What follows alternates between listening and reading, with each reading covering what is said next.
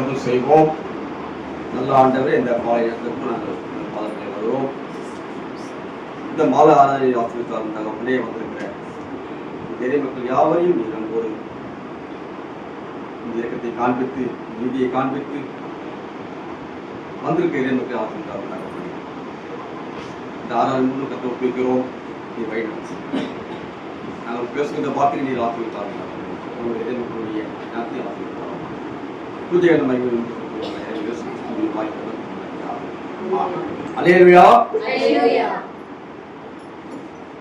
கிறிஸ்துவுக்குள் அன்பான இறை மக்கள் அனைவருக்கும் என் அன்பின் இனிய மாலை தபசு கால வார்த்தையை தெரிவித்துக் கொள்கிறேன். தபசு காலங்கள் தொடங்கி நாம் 4 வாரங்களை கடந்து 5வது வெள்ளிக்கிழமைக்கு நாம் கடந்து வந்தோம். இந்த 4 வெள்ளிக்கிழமைகளில் நம்முடைய சிந்தனைகள் என்னவாக இருக்கின்றன, நம்முடைய மாற்றங்கள் என்ன வந்து கொண்டு நம்ம கண்டு கொண்டிருக்கிறோம். ஒவ்வொரு வருடமும் நாம் சிந்திக்கிற தலைப்புகளின் மூலமாக நம்முடைய வாழ்விலே என்ன மாற்றங்களை நாம் கொண்டு வந்திருக்கிறோம் என்பதை நாம் சிந்தித்து பார்க்க அழைக்கப்பட்டோம். புரியமானவர்களே, இந்த தவக்காலம் என்பது ஒரு இரக்கத்தினுடைய காலம் என்று சொல்லப்படுகிறது. அதுவும் ஆண்டவருடைய அருளின் காலம். காலங்களில் சிறந்தது வசந்த காலம் என்று சொல்லப்படுவது உண்டு. ஆனாலும் கிறிஸ்தவர்களாகிய நமக்கு இந்த காலங்கள் மிக மிகவும் உயர்ந்த காலங்கள். இந்த காலங்கள் நமக்கு புனிதமானது. இந்த காலங்கள் நமக்கு வாழ்வின் ஒரு புதிய தொடக்கத்தை கொடுக்கிற காலமாக இந்த காலம் நமக்கு அமைத்து கொடுக்கிறது. நாம் சிந்திக்கிற தலைப்பு ஜனவரி 1ஆம் தேதி தொடங்கினவுடனே நாம் இந்த வருடத்திலே நல்ல விதமான மாற்றங்களை கொண்டு வர வேண்டும் என்று நாம் இறைவனை நோக்கி பிரார்த்தித்து வழக்கம். ஆனாலும் அது வருடத்தின் முதல் நாள் துவக்கத்திலே நாம் இறைவனை நோக்கி பார்க்கின்ற ஒரு விண்ணப்பம். ஆனாலும் இந்த வசந்த காலம் என்பது நம்முடைய வாழ்க்கையிலே வருகின்றது. மட்டுமாக நம்முடைய மனம் திரும்புவதற்கான கனிகளை நாம் பெற்றுக்கொள்ள வேண்டும் என்பதற்கு ஒரு ஆன்மீக வாழ்வை நமக்கு கொடுக்கிற காலமாக இந்த வசந்த காலம். கடவுள் நமக்கு வழங்கிய எண்ணற்ற கொடைகள், எண்ணி பார்க்காத முடிவுகள், நேர்மையான வழிகள், கருணை, அன்பு, பாதுகாப்பு, வழிகாட்டுதல், சமாதானம், கடினமான காலங்களில் மன வலிமையை எதிர்கொள்ளும் ஒரு ஆற்றலை, ஒரு தைரியத்தை, கடவுளின் அருள் நாம் தனிமையில் இல்லை என்ற நம்பிக்கையை கொடுத்து உறுத்துகின்ற அருளாக எப்போதுமே நம்மை விட்டு பிரியாத அவருடைய உறவை எண்ணி பார்த்து நன்றி சொல்லுகிற மக்களாக கடவுள் நமக்கு கொடுத்த ஆசிகள் மூலமாக மீண்டுமாக நமக்கு ஒரு ஆன்மீக வசந்த காலைகளை நினைவுபடுத்துகிறாரவாய் நம்மை எப்போதுமே செயல்பட்டுள்ள சந்தேகங்கள் நம்மையே இந்த காலங்களை வருத்தி கொண்டு அவத்திலும் ஜபத்திலும் நிலைத்து உலக தேவைகளை மறந்து ஆன்மீக தாகத்தை நினைக்கின்ற இறை மக்களாக நம்மை அழைத்திருக்க கடவுள் திருமறை தொடக்க முதல் முடிவு வரையிலே மனம் திரும்புவதற்கான அழைப்பை கொடுக்கிற ஆண்டவராக காணப்பட்டுக் கொண்டிருக்கிறார். திருமறை தொடக்க முதல் முடிவு வரை வரவுள்ள வாக்கியங்களிலே நம்மை மனம் திரும்புவதற்கான காரியங்களை கொடுக்கிற ஆண்டவராக. எனவே நம்மை இன்னும் புதுப்பித்துக் கொள்ள, இன்னும் கடவுளோடு கொண்டிருக்கிற உறவினை மேன்மைப்படுத்திக் கொள்ள இந்த ஆன்மீக வசந்த காலம் மீண்டுமாக நமக்கு நினைவிட்டுக் கொண்டிருக்கும் சந்தேகம். இன்றைய நாளிலே நாம் சிந்திக்க இருக்கிற தலைப்பானது ஊழியனுடன் கூட இருக்கிற ஆண்டவர். ஊழியனோடு இருக்கிற ஆண்டவர். அந்த தலைப்பின் கீழாக 3 பகுதிகளாக நிறைவு செய்ய நான் ஆசைப்பட்டிருக்கிறேன். முதலாவதாக ஊழியனை பயிற்றுவிக்கிற ஆண்டவர், இரண்டாவதாக ஊழியன் துன்பத்தில் இருக்கிற ஆண்டவர், மூன்றாவதாக நீதியில் இருக்கிற ஆண்டவர். இந்த 3 பகுதிகளோடு நாம் நிறைவு செய்ய பிரியமானவர்களே, வாசிக்கட்ட இந்த ஏசியா பகுதி 50 அதிகாரம் 4-11 வசனங்கள் வாசிக்க கேட்டோம். அதற்கு முன்பதாக வாசிக்க வேண்டாம். 42ஆம் அதிகாரம் 1-4 வசனங்கள், 49ஆம் அதிகாரம் 1-6 வசனங்கள், 50 அதிகாரம் 4-11 வசனங்கள், 52-13, 53-12 இந்த அதிகாரங்கள் ஒரு ஊழியனுடைய பாடலாக சித்தரிக்கப்படுகிறது. இந்த அதிகாரங்கள் ஒரு ஊழியனுடைய பாடலுக்கு சித்தரிக்கப்படுகின்றன.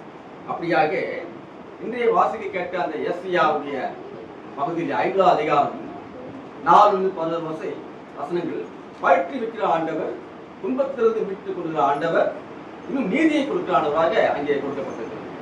எடுத்து வாசித்து பார்க்கிற மத்திய சுவிசேஷம் 10ஆவது அதிகாரம் 14வது வசனம்.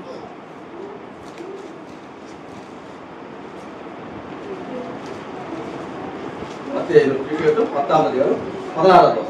எவனாகிலும் உங்களை ஏற்றுக்கொள்ளாமலும் உங்கள் வார்த்தைகளை கேளாமலும் போனால் அந்த வீட்டையாவது பட்டணத்தையாவது விட்டு புறப்படும் பொழுது உங்கள் கால்களில் படிந்த தூசியை உதறி போடுங்கள்.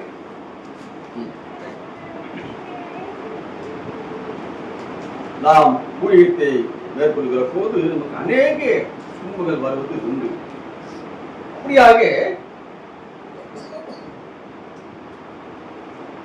ஊழியத்தின் பாதையிலே செல்கின்ற நாம் அங்கே கடவுளுடைய வார்த்தை என்ன சொல்லப்படுகிறது என்றால், நான் உங்களை ஓநாய்களுக்குள்ளே ஆடுகளை அனுப்புவது போல நான் உங்களை அனுப்புகிறேன். மேலும் உங்களுக்கு இந்த உலகத்திலே பல துன்பங்கள் உண்டு, ஆனாலும் நீங்கள் துணிவுடன் செயல்பட வேண்டும். நான் உலகத்தை ஜெயித்தேன், வெற்றி கொண்டேன். ஆண்டவருடைய திருப்பணிகளை செய்வதற்கென்று அழைத்த வீரர்களுக்கு நம்பிக்கையின் வாழ்வை கொடுக்கிற வார்த்தையாக அங்கே பதிவு செய்யப்பட்ட.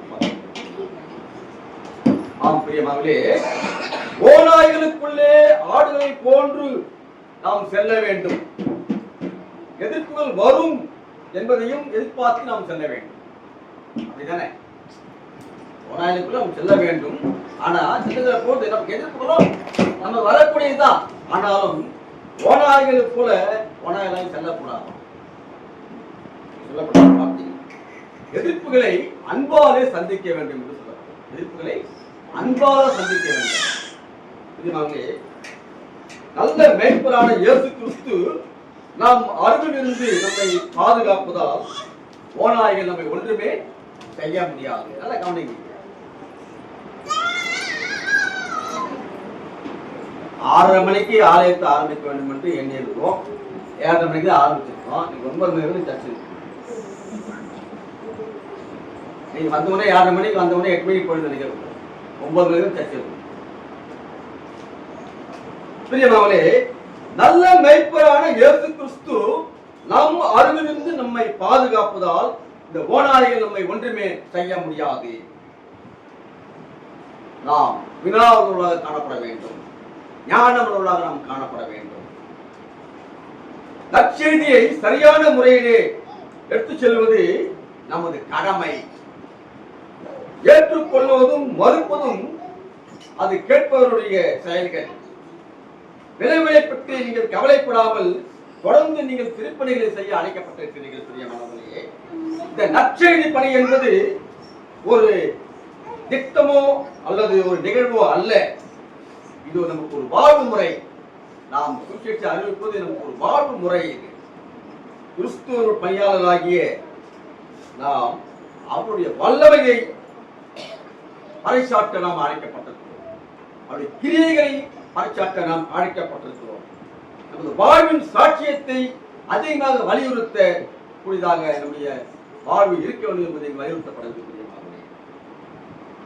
ஆண்டோட அழைப்பை பெற்ற ஊழியக்காரன் அல்லது காவற்காரன் இந்த உலகத்திலே உலக பார்வையிலே பல சவால்களை எதிர்கொண்டு போக வேண்டிய சூழ்நிலை பல சவால்கள் இருந்த ஒரு வாழ்வு. கிறிஸ்துவ வாழ்வு என்பது ஒரு பஞ்சு மத்தியால் சொல்லுவேன். ஒரு சவால் இருந்த வாழ்வு. பிரியமானவர்களே, இந்த உலகில் எங்கே சென்றாலும் பல பிரச்சனைகள் நமக்கு வருவது உண்டு. பாதுகாப்பற்ற சூழல், துன்பம், வேதனை நிறைந்தவர்களாக காணப்படுகிறது. இப்படிப்பட்ட சூழலில் இருந்து உண்மையான நமது கடவுள் நம்மோடு உடன் இருந்து நமக்கு ஆற்றலையும் துணிவையும் ஞானத்தையும் நீதியும் கொடுத்து வைகத்தின் மேல் சந்தேகம் இல்லை. அல்லேலூயா. உலகத்தில் நீங்க புறப்பட்டு போங்க, உங்களுக்கு பலவிதமான சவால்கள் உண்டு, பிரச்சனைகள் உண்டு, துன்பங்கள் உண்டு. எல்லாத்தையும் நீங்க என்ன பண்ணணும்? சமாளிக்கக்கூடிய ஆற்றலை, துணிவை, ஞானத்தை, அங்கே நீதியை நான் உங்களுக்கு காண்பிப்பேன். பிரியமானவர்களே, ஆண்டவர் உண்மையாகவே வேறுபட்ட கடவுளை நாம் பார்க்க. நாம் அந்த ஒரு பாடல் பாடினோம், நிகரே இல்லாத சர்வீஸ். அதுல கல்லும் மண்ணும் கடவுள்கள் அல்ல. அது பேசுமா? பேசாது. ஆனால் நீங்க ஆண்டவரோடு பேசுகிற பொழுது ஆண்டவர் உங்களுக்கு எப்போதுமே செழிப்புறானவராய் காணப்படுவாங்க. சந்தேகம். சரி, வாசிக்க கேட்ட அந்த முதலாவது பகுதியிலே வாசிப்பு பாருங்கள். 5ஆம் அதிகாரம் 4-6 வசனங்கள். இறைப்படைத்தவனுக்கு சமயத்திற்கேற்ற வார்த்தை சொல்ல நான் அறியும்படிக்கு கர்த்தராகிய ஆண்டவர் எனக்கு கல்விமானின் நாவை தந்தளினார். காலைதோறும் என்னை எழுப்புகிறார். கற்றுக்கொள்ளுகிறவர்களைப் போல நான் கேட்கும்படி என் செவியை கவனிக்க செய்கிறார். கர்த்தராகிய ஆண்டவர் என் செவியை திறந்தார். நான் எதிர்க்கவும் இல்லை, நான் பின்வாங்கவும் இல்லை. பாருங்க, இறைப்படைந்தவனுக்கு சமயத்துக்கேற்ற வார்த்தையை சொல்ல நான் அறியும்படிக்கு. பிரியமானவர்களே, ஆண்டவருடைய ஊழியக்காரர் தம்முடைய திருப்பணியை நிறைவேற்றுவதற்கும் திருப்பணிக்கான திறன்களை வளர்த்துக் கொள்வதற்கும் திருப்பணி சார்ந்த தலைமைத்துவத்தை வளர்த்துக் கொள்வதற்கும் ஊழிய பயிற்சி மிக மிக இன்றியமையாதது. இக்கால கட்டங்களிலே நமது திருச்சபையிலே பல இறை மக்களுக்கு இப்படியான பயிற்சிகளை கொடுத்துக் கொண்டிருப்பது மிக மிக மகிழ்ச்சி. அல்லேலூயா. இந்த வாய்ப்புகள் நமக்கு கிடைக்குமா என்பது நிறைய பேருக்கு சந்தேகத்தை ஏற்படுத்தும். ஆனாலும் இந்த திருச்சபையானது எல்லா இறை மக்களும் அந்த ஊழிய பயிற்சியை மேற்கொள்ள வேண்டும் என்று கவனித்துக் கொண்டிருக்கிற இந்த நல்ல செயலுக்கு எப்போதுமே கடவுள் உதவி சொல்லாம் காணப்பட்டாங்க. எல்லாருக்கும் ஒரு பெரிய சந்தோஷம் தான். எல்லாரும் இங்கே செய்தி கொடுத்துருக்கீங்க. வந்து யாராவது செய்தி கொடுத்துருக்கீங்க? ஒரு அழகிய சொல்லுவோமே அவங்களுக்குலாம். ஒரு பயிற்சி தான் எல்லாத்துக்கும். ஊழியக்காரர்கள் நான் மட்டும் தான் ஊழியக்காரர் இங்கே இல்லை, அவர் மட்டும் ஊழியக்காரர்கள் இல்லை, எல்லாமே இங்கே ஊழியக்காரர்கள் தான். கடவுளை பற்றி சொல்ல எல்லாருமே ஊழியக்காரர்கள் தான். பிரியமானவர்களே, நம்மை வளர்ப்பதற்கும் ஊழிய பயிற்சி மிக மிக இன்றியமையானதாக சொல்லப்படுகிறது. இந்த தவக்காலத்தில் அநேக பயிற்சிகளை மேற்கொள்வது மிக மிக அவசியமானது. திருப்பணியாளர்கள் ஆன்மீக முதிர்ச்சி பெற்றவர்களாக திகழ்வதற்கும் தங்கள் கொடுக்கப்பட்ட பணியை திறமையாக நிறைவேற்றுவதற்கும் உதவி என்பதிலே ஐயமில்லை. இந்த காலகட்டங்களிலே இது ஏசியா 51 அதிகாரம் 2வது வசனம்.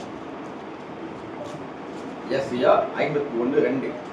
உங்கள் தகப்பனாகிய ஆபிரகாமை உங்களை பெற்ற சாராளை நோக்கி பாருங்கள். அவர் ஒருவனாய் இருக்கையில் நான் அவரை அழைத்து அவனை ஆசீர்வதித்து அவனை பெருக பண்ணினேன். பாருங்க, ஒருவராயிருந்த ஆபிரகாமை பெருக பண்ணின கர்த்தர் இன்றைக்கு உங்களையும் பல ஆத்மாவை உருவாக்க இன்னைக்கு பெருக பண்ண சந்தேகம் இல்லையா? பாருங்க, விசுவாசத்தை உறுதி செய்கிற ஆண்டவர். ஆபிரகாமுக்கு பிள்ளை பேர் இல்லை, ஆனாலும் ஏற்ற காலத்திலே அங்கே கனியை தவிர ஆண்டவர் அங்கே அவர் விசுவாசத்தை மேலும் மேலுமாக அங்கே உறுதிப்படுத்தி நாம் பார்க்க முடிகிறது.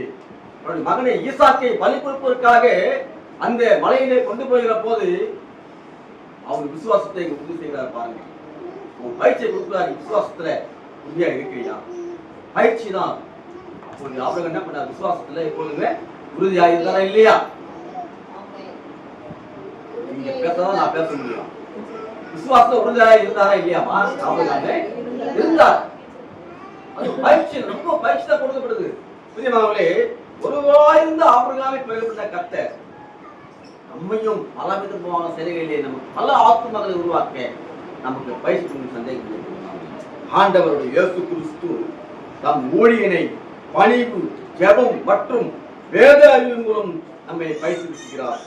விண்ணில் இருந்து மண்ணுக்கு வந்த அந்த கடவுள் நமக்கு முன்மாதிரியான தாழ்மை, தேவ சித்தத்தை, கீழ்ப்பதை கற்றுக் கொடுத்தது.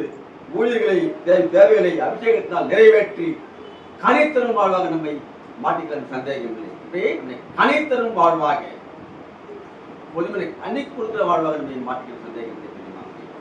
ஊழியனுக்கு அந்த வார்த்தையை சொல்லி நல்ல அறிவையும் பகுத்தறிவையும் கற்பிக்கிறார் பார்க்க முடியும். தேவ சித்தத்தை நிறைவேற்ற ஊழியனை முழுமையாக ஆயத்தப்படுத்துகிறார் ஆண்டவர் இயேசு கிறிஸ்து. தேவனுடைய ஊழியர்கள் சாந்தமும் நீடிய பொறுமையும் உள்ளவர்களாக ஆவிக்குரிய வளர்ச்சியை பெற்றுக் கொள்வதற்கு எப்போதுமே உதவி செய்யலாண்டவராய் காணப்படுகிறார். தேவனுடைய ஊழியர்கள் பரிசுத்தத்திலும் டாக்டரிலும் ஊழியர் செய்வதற்கு ஆண்டவர் எப்போதுமே செப்பனிட்டுக் கொண்டிருக்கிறார். பாருங்க, டாக்டரியாகவும் செய்யணும், அதே பரிசுத்தையே காத்துக்கொள்ள வேண்டும். அப்படியான பயிற்சியை நம்ம கொடுத்து கொண்டது ஆண்டவர். அந்த ஆண்டவர் இயேசு கிறிஸ்து அவங்களே இந்த இஸ்ரவேல் ஜனங்களை மீட்டிருக்க அங்கே ஒருவரை தெரிந்து கொண்டார் ஆண்டவர். யார் அவரு? முறை கேட்டிருக்கிறீங்க. இஸ்ரவேல் மக்களை மீட்டெடுக்க முதலாக தெரிந்து கொண்ட நபர் யார்?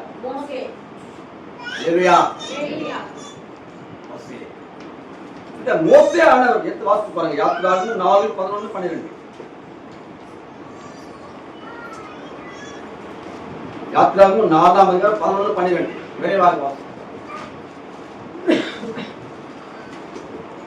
அப்பொழுது கர்த்தர் அவனை நோக்கி, மனுஷனுக்கு வாயை உண்டாக்குகிறவர் யார்? ஊமையனையும் செவிடனையும் பார்வையுள்ளவனையும் குருடனையும் உண்டாக்கினவர் யார்? கர்த்தராகிய நான் அல்லவா? ஆதலால் நீ போ, நான் உன் வாயோட இருந்து நீ பேச வேண்டியதை உனக்கு போதிப்பேன் என்றார். இஸ்ரவேல் ஜனங்களை மீட்டெடுக்க மோசேயை ஆயத்தப்படுத்த இந்த முச்சையிலே தரிசனமான கடவுள் மோசேவுக்கு காட்சி தந்து அவனை தாழ்வு மனப்பான்மையிலிருந்து அவனை மீட்டு பார்வோனுக்கு எதிராக பேசுவதற்கு தைரியம் கொடுக்கிற பயிற்சியை கொடுக்கிறார். பாருங்க, இந்த மோசே ஆனவன் எப்படி வளர்ந்தான் நமக்கு எல்லாமே தெரியும். ஆனா முதல்ல பயிற்சி எங்க பெற்றுக் கொண்டான்? பார்வனுடைய அரசவையிலே பயிற்சியை பெற்றுக் கொண்டான். அப்ப இந்த பார்வனுடைய அரசவையை பயிற்சி கொடுத்த அந்த நபர் மோசையானவர் என்ன பயிற்சியை அவருக்கு பெற்றிருப்பார்? பாருங்க, பார்வன் எப்படிப்பட்டவன்? ராஜ்யத்தை ஆளுகிற ஒரு திறமையான ஒரு மனிதன். அந்த ஒரு பயிற்சி தான் அவன் கற்றுக்கொண்டு இருப்பான். அடி தடி வெட்டு அந்த மாதிரி தான் அவனை கற்றுக்கொண்டு இருப்பான். சின்ன குழந்தையா ஒரு இதில் அவன் பயிற்சி கொடுக்கும் போது அப்படிதான் அவன் தெரிஞ்சு கொண்டு இருப்பான். ஆனாலும் அவனுக்கு தாழ்வு மனப்பான்மை, அந்த நீதி நியாயம் என்பதை அவனுக்கு தெரிந்திருக்க வாய்ப்பு குறைவாக இருந்திருக்கும். இப்படிப்பட்ட மோசேவை அங்கே அழைக்கிற கடவுள் உச்சியிலே தரிசனமாகி அங்கே காட்சிகளை பார்க்க முடியும். அவன் திருக்குழந்தையா இருக்கும் போது பார்வன் அரண்மனையிலே வாழ்ந்தாலும் கூட அவன் அரசு நெறிமுறைகளை கற்றுத் தேர்ந்தவர்களாக பயிற்சி பெற்றவர்களாக இருந்தாலும் கடவுளை அழைப்பு இஸ்ரவேலின் ஜனங்களை மீட்டெடுக்க வனாந்திர வழியாக 40 ஆண்டுகளை அங்கே வேண்டும் பார்க்கின்றது. சீனாய் மலையிலே நேருக்கு நேராக பேசி வழிநடத்தி நியாயப்பிரமாணங்களை கற்பித்து அற்புதங்கள் செய்ய பலப்படுத்தி அவனை பயிற்சி இருக்கிறதை நாம் பார்க்க முடியும். ஆண்டவர் நம்மையும் கூட எப்போதும் பயிற்றுவித்து இந்த உலகமாகவே நம்மை நடத்தித்துக் கொண்டிருக்கிற ஆண்டவர் இயேசு கிறிஸ்து எகிப்தின் அரண்மனையின் கல்வியை பெற்ற மோசேக்கு ஆண்டவர் வனாந்தரத்து அமைதியின் தாழ்மையின் சிந்தனையும் கர்த்தரை சார்ந்திருக்கும் தனிமையும் கற்றுக்கொள்வதை நாம் பார்க்க முடியும். ஆனாலும் மோசே என்ன பண்றாரு? எல்லா பயிற்சியும் கொடுக்கிறாரு, எல்லாத்தையும் கற்றுக் இப்படிலாம் பண்ணணும்னு சொல்றாரு. ஆனாலும் அவன் இலைப்படைந்தவனாகி பாருங்க, வார்த்தை போட்டார். இலைப்படைந்தவனாகி பாருங்க, வாசத்து முதலாவது வசனத்தை பாருங்க, 4 வசனத்துல இலைப்படைந்தவனுக்கு சமயத்துக்கேற்ற வார்த்தை சொன்ன. அங்கே பல பயிற்சிகளை கொடுத்தாலும் கூட அங்கே மோசே இலைப்படைந்தவனாக என்ன பண்றான்? எனக்கு பேச தெரியாது, எனக்கு கல்வி இல்லை, எனக்கு ஞானம் இல்லை அப்படிலாம் சொல்றான். எப்படியாவது சாக்கு போக்குகளை சொல்லி தப்பித்துக் கொள்ள வகை தேடி கொண்டிருக்கிறான். இதை ஏற்கனவே அறிந்த கடவுள் அங்கே வசனம் 4ஆம் அதிகாரம் 27 பார்த்து பாருங்க. யாத்திராகும் கட்டளைகளின் விட்ட அடையாளங்களையும் ஆரோனுக்கு தெரிவித்தான். இங்க பாருங்க, யாத்திரை 4:10 நான் வாய் பேச முடியாதவன், நான் வாக்கு வல்லவன் என்று சொல்லி தப்பித்துக் கொள்ள செய்கிற ஆண்டவர் அந்த மோசேவை சாக்கு போக்களை சொல்லி தப்பித்துக் கொள்ள வேண்டும் என்று நினைக்கிற அந்த மோசே ஏற்கனவே இவன் சாக்கு போக்கு சொல்ல போறான்னு தெரிஞ்ச அந்த கடவுள் அங்கே ஆரோனை அங்கே வர சொல்லி அவனை ஆயத்தப்பட்டு நாம் பார்க்க முடியுது. பெரிய மாணவனை மோசேக்கு 3 அடையாளங்களை கொடுத்து அவன் கைத்திருந்த கோலை அற்புத கருவியாக மாற்றி காட்டினான்.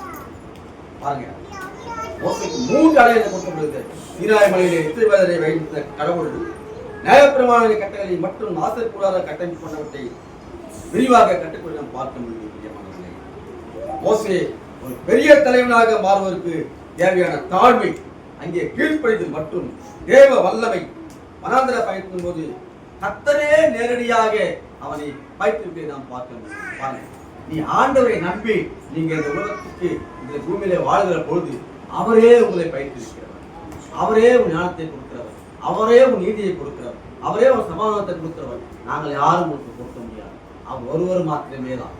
எந்த ஊழியக்காரும் உங்களுக்கு கொடுக்க முடியாது, அவர் ஒருவர் மாத்திரம் தான் பயிற்றுவிக்கிறவர்.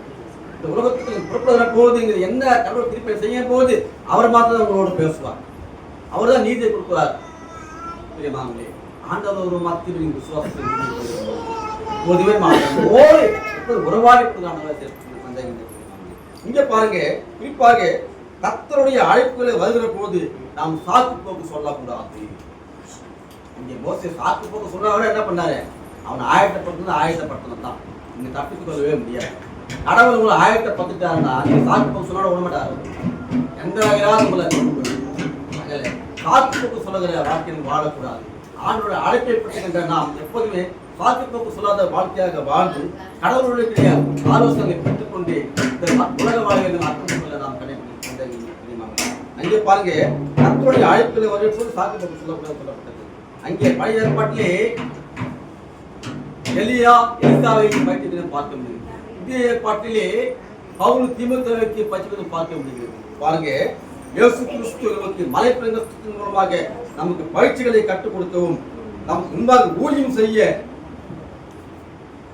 அனைத்து நோய்களையும் குணப்படுத்தவும் விசுவாசத்தை கொடுக்கவும் அதிகாரம் கொடுக்கிறார் பார்க்க முடியும். தலையை மாட்டாங்க நேரத்துக்கு உள்ள வச்சிருக்கு. பிரியமானவர்களே, இன்றைக்கும் மனிதர் யாவரையும் கர்த்தர் அழைத்துக் கொண்டிருக்கிறார். யாரும் இயேசு கிறிஸ்துவும் இறைப்பாதலை கற்றுக்கொள்ள வேண்டும் என்று நாம் அவரிடம் வர வேண்டும். அவர் கட்டளைகளுக்கு நாம் கீழ்ப்படிய வேண்டும். ஒரு வாழ்க்கையை தியானித்து அவரிடம் கற்றுக்கொள்வது மிக மிக அவசியம். பிரியமானவர்களே, ஆண்டவர் ஊழியக்காரர்களை தம் பணிகளை நிறைவேற்றுவதற்கு இந்த உலகில் பல்வேறு சவால்களை எதிர்கொள்வதற்கு மிக மிக அவசியமாக இருக்கிறது. ஆனாலும் நமது ஆண்டவர் இந்த ஆன்மீக நிலையிலே நம்ம நலிவுற்றிருக்கும் சிறையிலிருந்து வாழ்ந்து கொண்டிருக்கிற மக்களை விடுவித்துக் கொள்வதற்கும் நமக்கு ஊழியத்தின் பயிற்சிகளை கொடுத்து நம்பிக்கையினுடைய செய்தியையும் அவருடைய விடுதலைக்கான வாழ்க்குறுதியும் அளிப்பது கடவுள் திருப்பணிகளில் மிக மிக முக்கியமானது. நீங்கள் இந்த உலகத்துக்கு சொல்லுகிற போது, நீங்கள் சுச்சுவேஷன் அறிவிக்கிற போது உங்களுக்கு அவர் பயிற்சி கொடுக்கிறார். நீங்க போங்க, நான் உங்க கூட இருப்பேன், நீங்க தைரியமா போங்க, ஓடாயிருக்கிற நீங்க புறப்பட்டு செல்லுங்க, பயிற்சி கொடுக்கிறாங்க. ஊழியக்காரர் எப்போதும் பயிற்றுவித்து இப்படிப்பட்ட ஆலோசனை கொடுத்து ஞானத்தை கொடுத்து அறிவை கொடுத்து அங்கே பயிற்றுவிக்கிற ஆண்டவர் இப்படிப்பட்ட திருப்பணியாளர் மூலமாக அவருடைய ராஜ்யம் வருவதற்கு நாம் எல்லாம் ஒரு முன்னராக அழைப்பது சந்தேகம். இரண்டாவதாக ஊழியர்கள் துன்பத்தில் இருக்கிற ஆண்டவர் வசனம் 6, 7 வாசனம் 50, 6 7 வசனம். ஊழியர்களின் துன்பத்தில் இருக்கிற ஆண்டவர் அடிக்கிறவர்களுக்கு என் முதுகையும் தாடை மயிரை விடுதுகிறவர்களுக்கு என் தாடைகளையும் ஒப்பு கொடுத்தேன். அவமானத்துக்கும் உமிழ்நீருக்கும் என் முகத்தை மறைக்கவில்லை. கர்த்தராகிய ஆண்டவர் எனக்கு துணை செய்கிறார். ஆகையால் நான் வெட்கப்படேன். நான் வெட்கப்பட்டு போவதில்லை என்று அறிந்திருக்கிறேன். ஆதலால் என் முகத்தை கற்பாறையை போல ஆக்கினேன். இந்த வசனம் யாரை பற்றி சொல்லியிருக்கிறது? சொல்லுமா? இயேசு கிறிஸ்து பற்றி சொல்லியிருக்கிறது.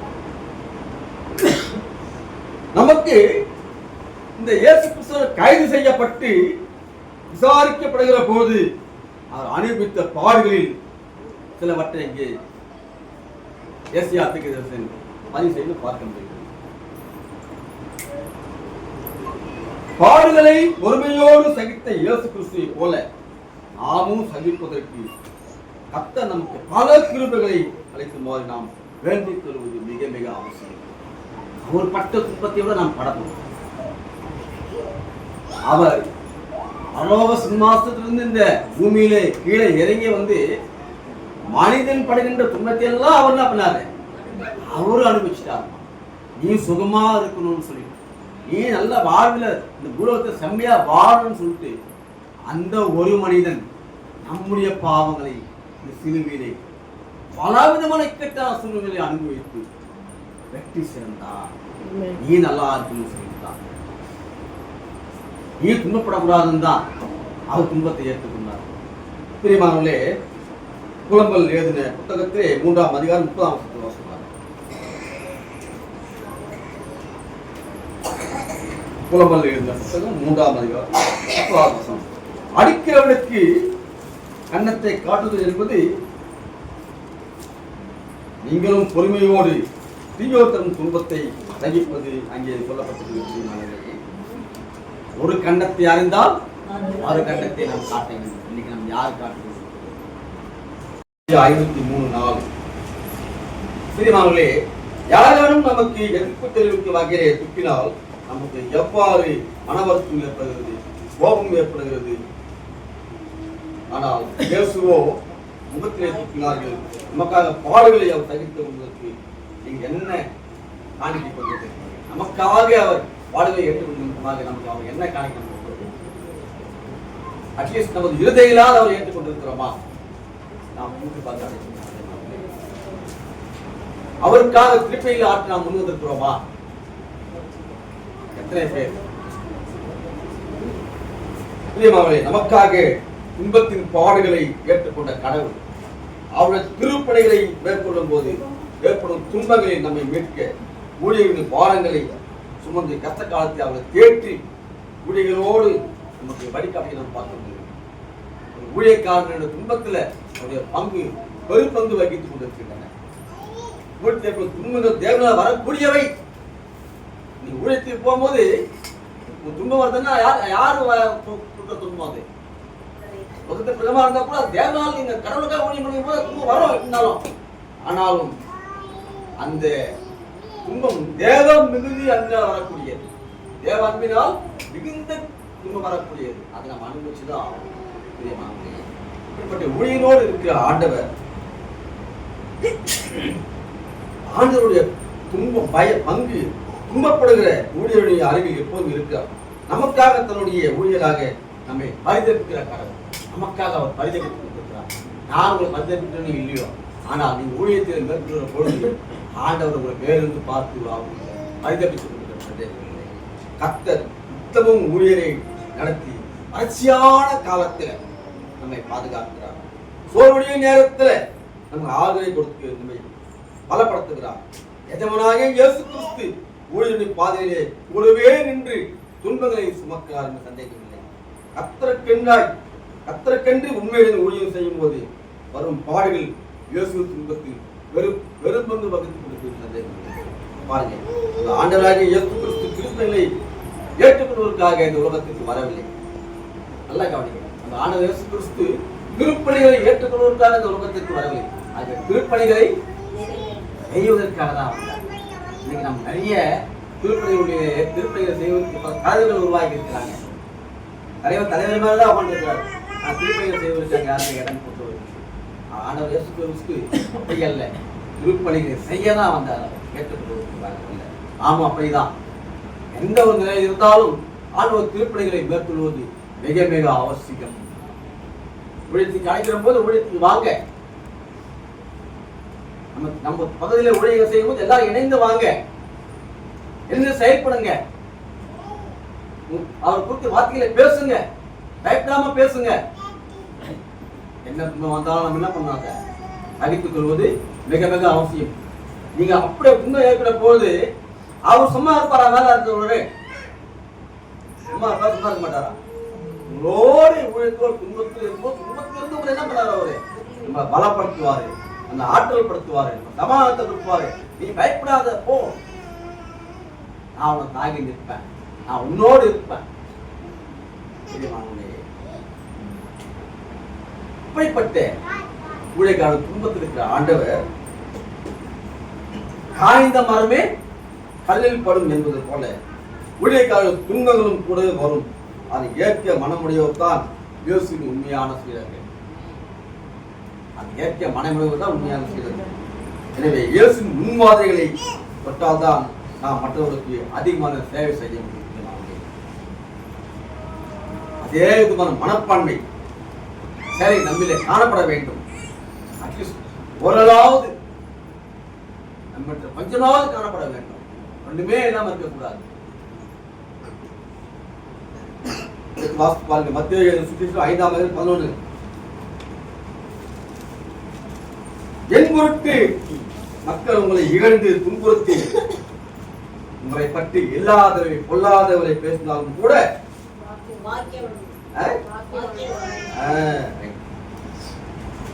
உங்களை பத்தி என்ன பேசினாலும் நீங்க பாக்கியவான்கள், வேறுபட்டவர்கள் தானே.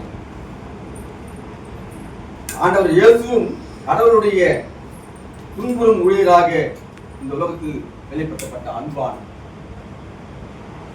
நம்முடைய மைந்தனை இந்த உலகத்திற்கு அனுப்பி துன்புறும் நோக்கிலே அவர் அனுப்பி வைத்திருக்கிறார். இந்த பாவனை ஏற்றுக்கிறார். பாருங்க, விபத்தில் பயபக்தி இருப்பது மிக மிக அவசியம். குறிப்பாக இவர்களுடைய வாழ்க்கையை நாம் எடுத்து பார்க்கும் பொழுது அங்கே அநேக துன்பங்கள் அவனுக்கு பலவற்றை இழந்து விட்டான். ஆனாலும் அவன் கடவுளை ஒருபோதும் ஆதரிக்கவில்லை. எல்லாரும் இழந்துட்டான். பல கருத்துல அது போடப்பட்டிருக்கிறது. இயற்கையின் வாழ்க்கை பாருங்க, நமக்கு என்ன துன்பம் வந்து நம்ம கடவுளுக்காக நம்ம என்ன துன்பத்தை அனுபவிச்சிருக்கோம். இதுவரை நம்ம என்ன துன்பத்தை நம்ம அனுபவிச்சிருக்கோம் கடவுளுக்காக. திருப்பி நம்ம செஞ்சிருக்கோம். அந்த திருப்பி நமக்கு என்ன துன்பம் வந்திருக்குது.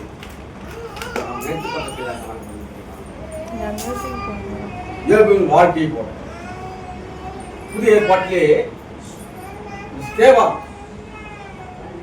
கல்லெறிந்து கொள்ள அண்ணா துன்பம் இருந்து பாருங்க. அப்படிப்பட்ட வாழ்க்கை நமக்கு வருகிற போது கடவுளை நாம் மறுதளிக்காமல் இருப்போமா?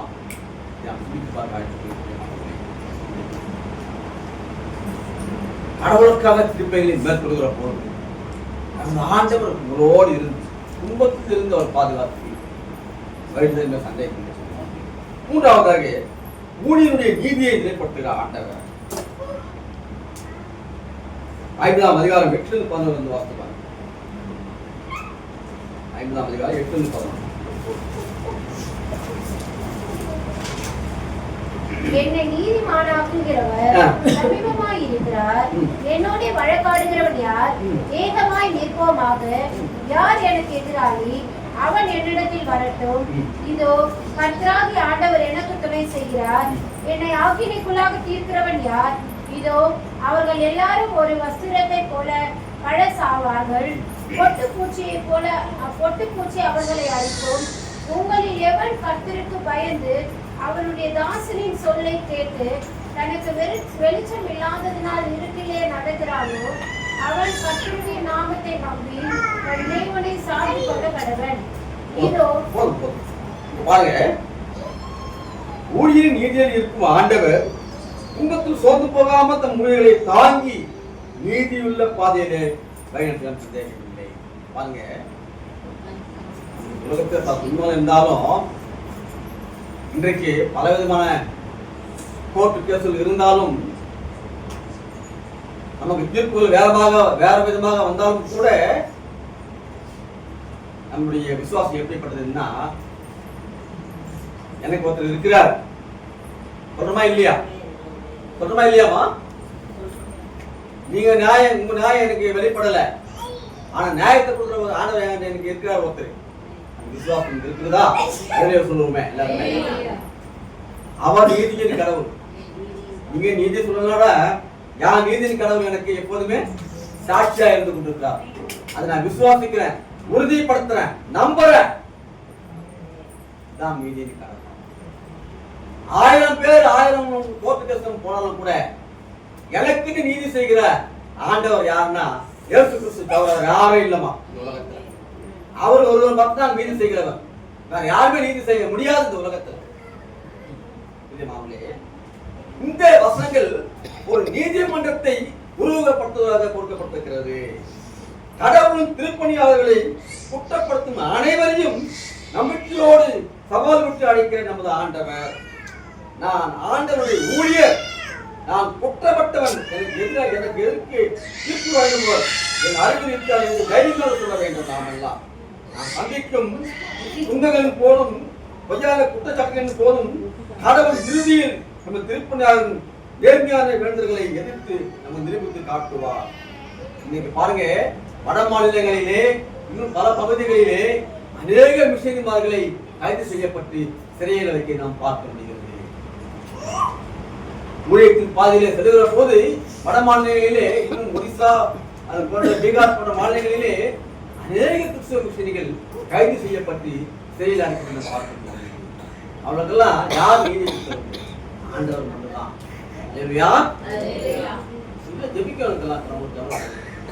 யாரும் அவங்க கொஞ்ச நாள் வச்சிருக்கிறாங்க, அப்புறம் விடுதலை கொடுத்துறாங்க. அவங்க எந்த குற்றத்தையும் காண முடியல. குற்றம் கண்டுபிடிச்சாங்களா? கண்டுபிடிக்க முடியல. நம்மையும் அந்த நீதியில வழிநடத்தலாம். நாம நீதியில சொல்ல வேண்டும். பாருங்க, நாம் சந்திக்கும் துன்பங்கள் மற்றும் பொய்யான குற்றச்சாட்டுகள் இருந்த போதிலும் கடவுள் இறுதியில் தம்முடைய திருப்பணியாளர்கள் நேர்மையானவர்களை நிரூபித்து காட்டுவார், சந்தேகமில்லை. மேலும் கடவுள் திருப்பணியாளன் என்னோடு வழக்காடுவோம் எவன், நாம் எதிராக நிற்போம் என் மீது குற்றம் சாட்டுவோம் எவன், அவன் என்னை நெருங்கட்டும் சவால் விடுகிற ஆண்டவன். அவன் என்கிட்ட ஒருத்தன், நான் அவனை பார்க்கிறேன்.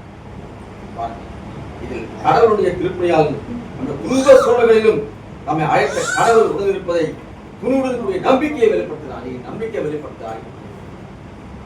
யாருமே ஒண்ணு பண்ண முடியாது. யாரும் உடனோடு சந்தேகம். இப்படிப்பட்ட உறுதி தன்மையை நாம் பெற்றுக்கொள்வதற்கு மிக மிக அவசியமானது. 53ஆம் அதிகாரம் 11 பிரகாரமாக வாசிக்க வேண்டாம். இயேசு கிறிஸ்துவானவர் நம்முடைய பாடுகளை சகித்து தேவனுடைய அக்கிரமங்களை சுமந்து நம்மை நீதியுள்ளவர்களாக மாற்றியிருக்கிறார். முக்கியமானவர்களே, ரோமர் 8ஆம் அதிகாரம் 32-34 வாசித்து பார்க்கும்போது நம்ம சொந்த குமாரன் என்று மாறாமல் நம்ம எல்லாருக்காகவும் இயேசுவை விட்டு கொடுத்தவர். அவரோடு கூட இருந்து மற்ற எல்லாவற்றையும் நமக்கு சுகம், தேவைகள், சந்திக்கப்படுதல், ஆறுதல், சமாதானம், ஒரு நன்மையும் குறைபடாமல நம்மை பாதுகாக்கிற ஆண்டவர். ஆவியானவருடைய அபிஷேகத்தை பெற்றுவதற்கு உதவி செய்கிறார். பரலோகத்தின் மேன்மையை பெற்றுவதற்கு உதவி செய்கிறார்.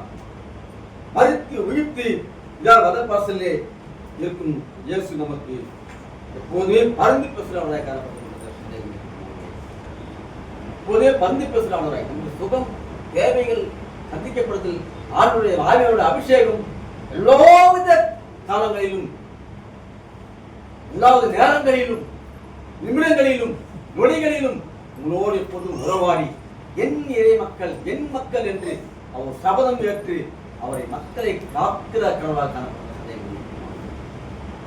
நீ எந்த பாதையில நேர்மையான பாதைய இறை மக்கள் என் நீதியின் பாதையில் செல்கிறான் என்று அவர் சவால் விடுகிறார். சவாலுக்கு நாம் பாத்திரமா இருக்க வேண்டும். சவால் நம்மெல்லாம் அவர் நம்ம அழைத்துட்டாரு. யார் மக்கள், யார் ஜனம், யார் சொந்த ஜனம்.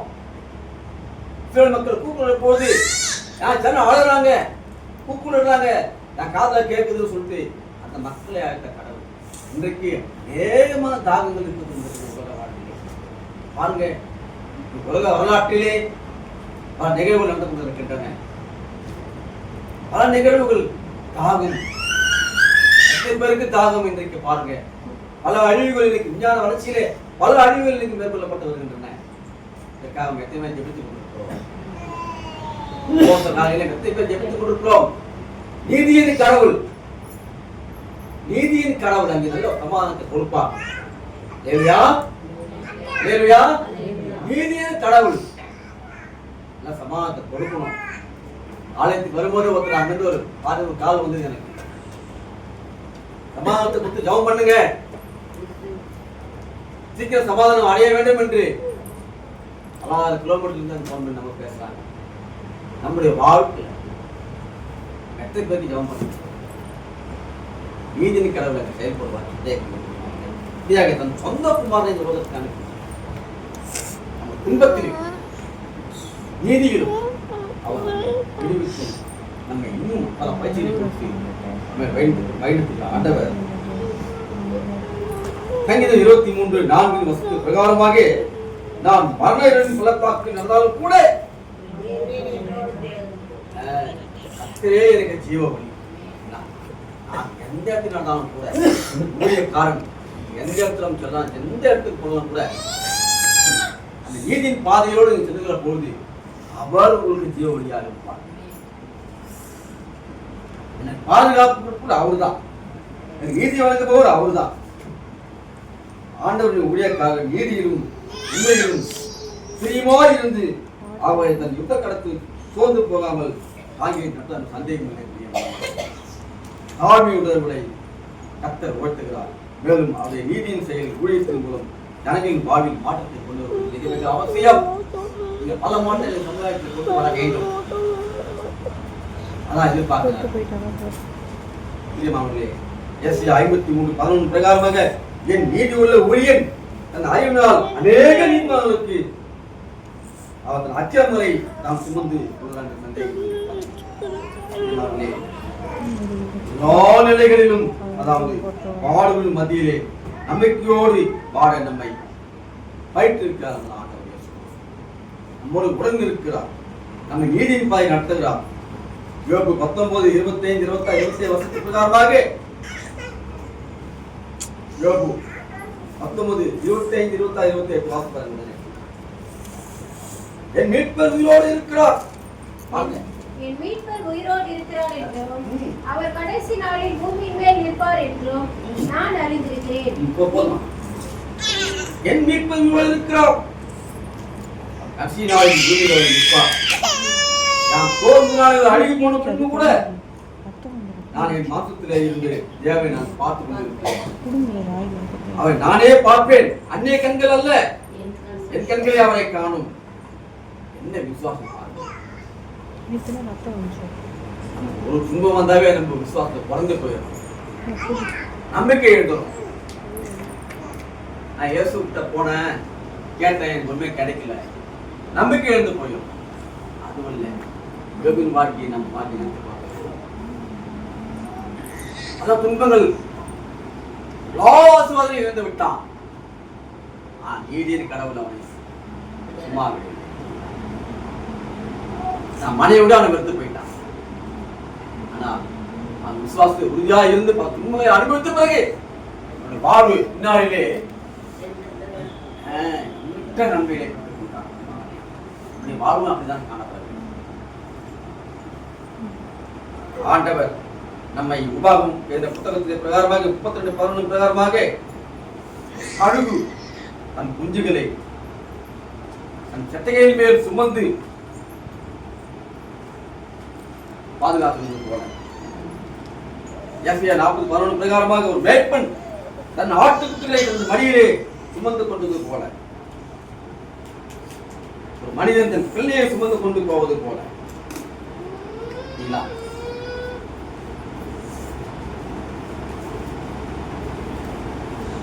கடவுள் நம்மை இந்த உலக வாழ்விலே நம்மை எப்போதுமே காத்துக் கொண்டிருக்கிற சந்தேகம் இல்லை. நம்மை வழிநடத்துகிற சந்தேகம் இல்லை. நம்மை பயிற்றுவிக்கிறார், நீதி நிலைநாட்டுகிறார், துன்பத்தின் உடல் இருக்கிறார். ஊழிய பாதையிலே இன்னும் நாம் செயல்பட்டு இந்த உலக வாழ்விலே நம்முடைய பாதையிலே இன்னும் செவ்வையாக நேர்மையான வழிகளை கண்டுபிடித்து நம்ம அர்ப்பணித்து உலக வாழ்வுக்கு பல பாட்டிலை கொண்டு வர வேண்டும். சமுதாயத்தில் உபவாச காலங்களே இன்னும் நம்மை பயிற்றுவிக்கிற ஆண்டவர் இன்னும் அவருடைய காலங்களிலே வருகிற காலங்கள் வரையிலே நாம் அவர் எதிர்நோக்கி போகிற பிள்ளைகளாக மீண்டும் அதை நினைவுபடுத்துகிறேன். ஒரு கழுகு அந்த குஞ்சுகளை எப்படி பாதுகாத்து போல முறையும் பாதுகாத்து, ஒரு மேய்ப்பன் தன் ஆட்டுக்குட்டிகளை தன் மடியிலே சுமந்து கொண்டது போல உங்களை சுமந்து கொண்டிருக்கிறார். ஒரு மனிதன் தன் பிள்ளையை எவ்வாறு சுமந்து கொண்டு செல்வது போல உங்களை சுமந்து கொண்டு சந்தேகம் இல்லை. ஆண்டவர் உடனிருந்து ஊழியத்தின் பாதையிலே எங்கு சென்றாலும் உடனிருந்து நம்மை பயிற்றுவிக்கிறார், உடனிருந்து நம்மை பாதுகாக்கிறார். நீதியை என்று செயல்பட்டு என்ன இறை மக்கள் என்னுடைய மகன், என் மகன், என் ஜனம் என்று அவன் நீதி நிலைநாட்டி அங்கே வெளிப்படுத்த பேரன்பு மிக்க அன்பு நம்மில் காணப்பட வேண்டும் என்று அவர் எதிர்பார்க்கிறார். இந்த உபவாச காலங்கள் நமக்கு மீண்டுமாக நினைப்படுத்துகிறது. இந்த உலக வாழ்விலே, சமுதாய வாழ்விலே, இப்படிப்பட்ட வாழ்விலே நம்மை அர்ப்பணித்து இயேசுவுக்காக நீங்கள் பல மாற்றங்களை கொண்டு வந்து இந்த ஆலயம் முழுவதும் பல இறை மக்கள் நெருங்கி வழியத்தக்கதாக ஆண்டவர் அருள் புரிவார்கள். அசைவாடுகின்ற ஆவியாக அசைவாடும் ஆவியே